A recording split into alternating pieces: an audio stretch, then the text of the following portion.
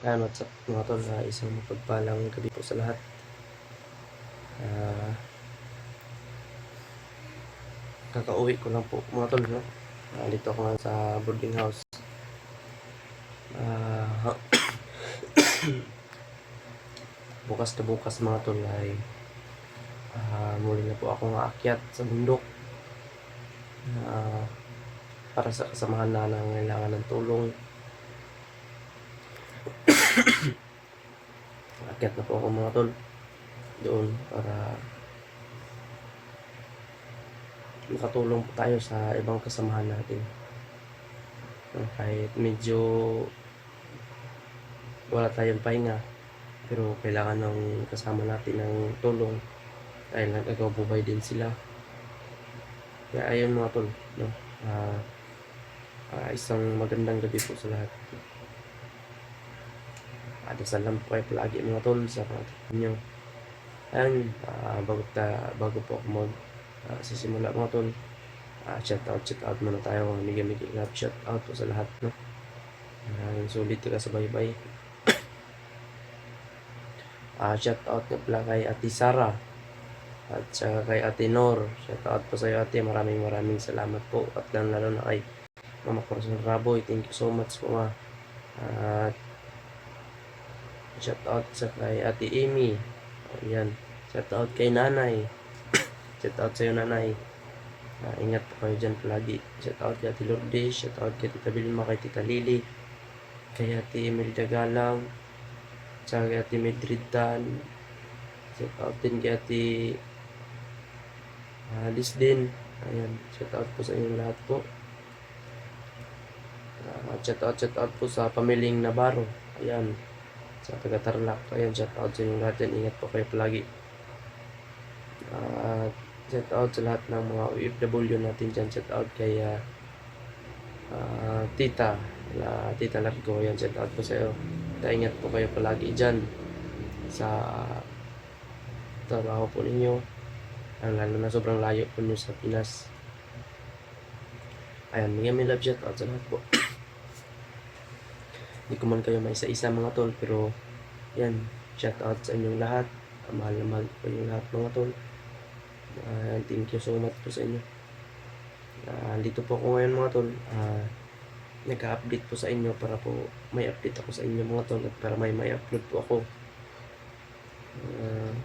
Ayan, thank you so much po sa dasal po nyo. Ayan, ngayon ay kasama po natin ngayon na nasa peligro yung buhay, no? Lalo na doon kay EG.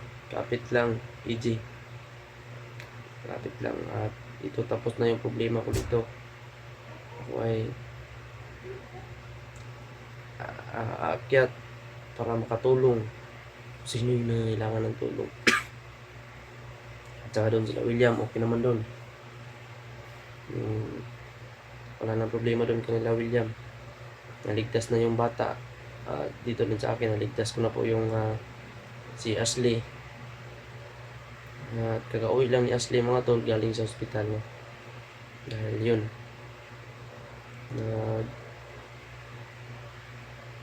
nakalabas din na providan din, hiram-hiram po tayo ng mga tayo ng tulong sa para makalabas lang yung mga tol. Ayan, success po, nakalabas po mga tol. Kaya dito parang ito na nga yung sinasabi ko mga tol.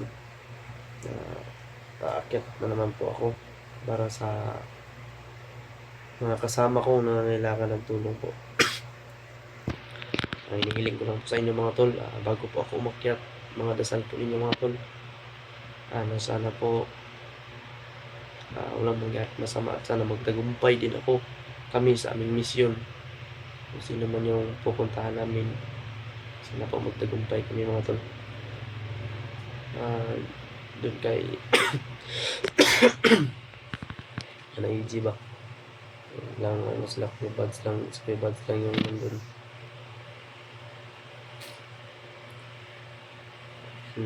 ang dami ng request, pero sinabihan ko na kailangan ko munang ipalabas si Ashley sa hospital para makatulong ako.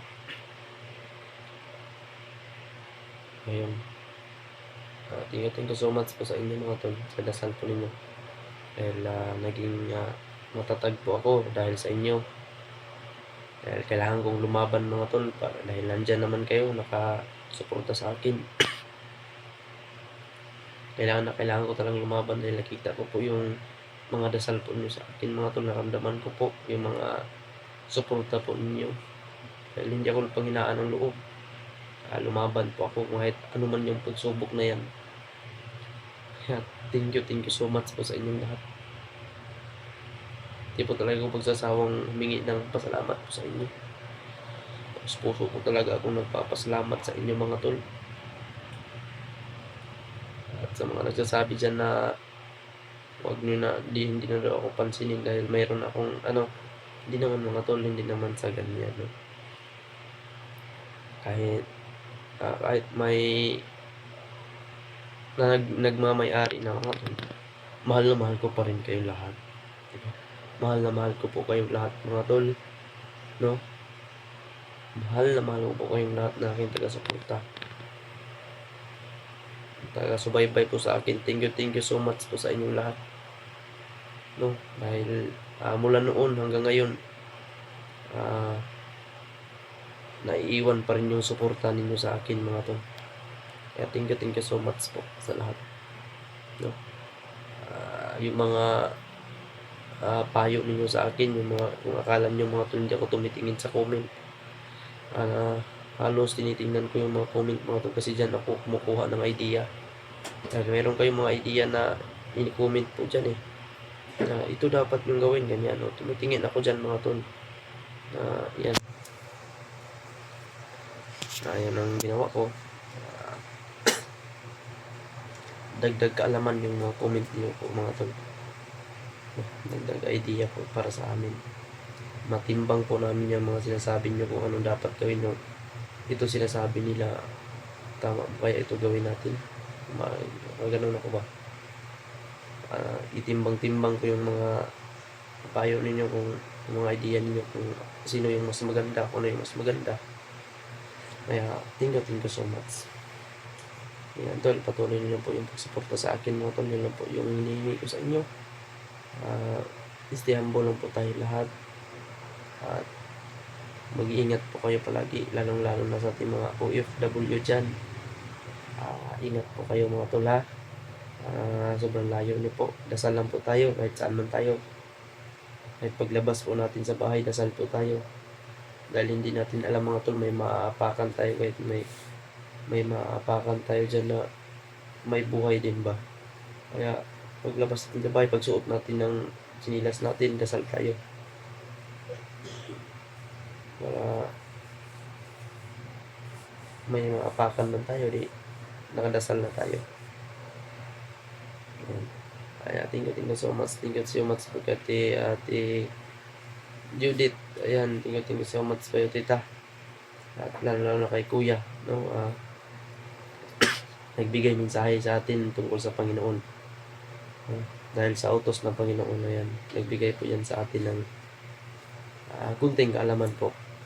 Ayan, thank you so much Kuya, sa lahat po ng suporta po sa akin. Thank you po. Ayan, shout out sa inyo lahat.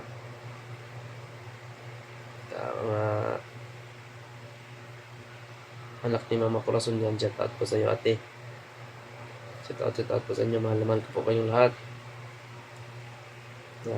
Ayan lang po, mag-iingat lang po tayo. Ayan, medyo puyat tayo ngayon mga tol. Bukas na bukas, akit na po ako. Na-secure ko naman po sila at nalagyan ko na po talaga ng dagdag protection sa bahay. No, hindi makalapit kung sino man yung lumapit. So ayun lang mga tol, no? Thank you so much po sa inyong lahat. Aakyat na ba ako mga tol para makatulong po ako sa mga kasamang nangangailangan. Yun lang. Thank you so much sa inyong lahat dyan. Saludo po sa inyo. Yan. Tungkol kay EJ.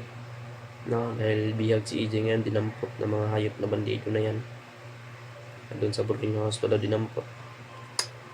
At lang na may problema din tayo.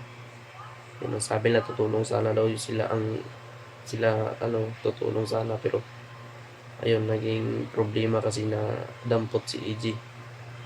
Kaya hindi talaga natin alam mga tol yung mangyayari talaga. Kung alam lang sana natin, maiiwasan natin ba?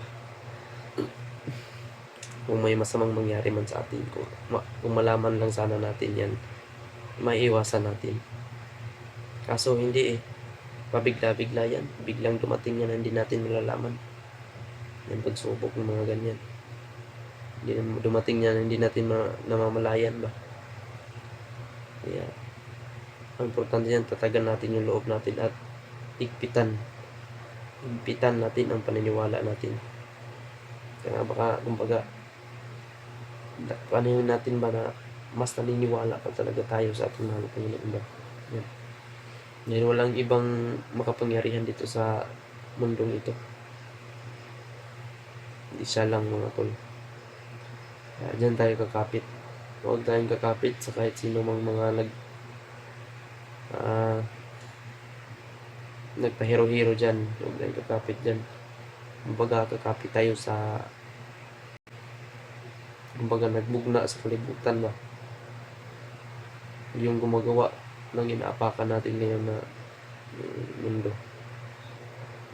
Siya lang yung mga kayang may kayang bubuhay ng tao. May kayang gawin ang lahat, no, dahil sa kabaitan, kapangyarihan. Dahil itong buhay natin mga tol, itong katawan natin is temporary lang tayo dito mga tol.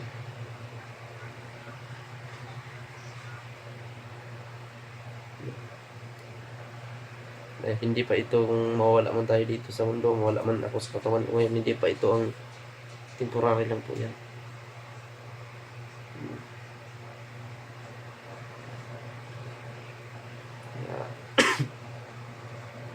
Hanggat buhay pa tayo,